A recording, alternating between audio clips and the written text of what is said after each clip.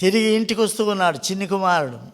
ఆ ఇంటికి పోతే ఒకవేళ చిన్ని కుమారుడు ఆ పరిస్థితులలో ఆ గేట్ కాడ ఉండే గేట్ కీపర్ చుట్టుప్రక్కల ఉండేవారు వాడిని తన్ని చచ్చిపోయేంత వరకు కొట్టి బయట పారేసి ఉండేవాడు.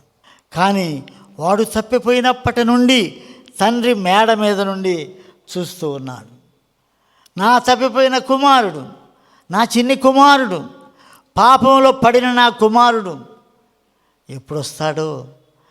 కళ్ళు కాయలు కాసేటట్టు ఆ మేడ మీద నుండి ఎదురు చూస్తూ ఉన్నాడు. ఆ పరిస్థితులలో ఆ చిన్ని కుమారుణ్ణి ఆ తండ్రి కాబట్టి గుర్తించాడు, కానీ ఇంకెవ్వడూ గుర్తించలేడు. నీవు నీ పాపంలో పడి పతనమై రోతతో ఆ పాప మాలిన్యముతో నువ్వు వస్తే ప్రభు తప్ప ఎవడు నిన్ను గుర్తించలేడు.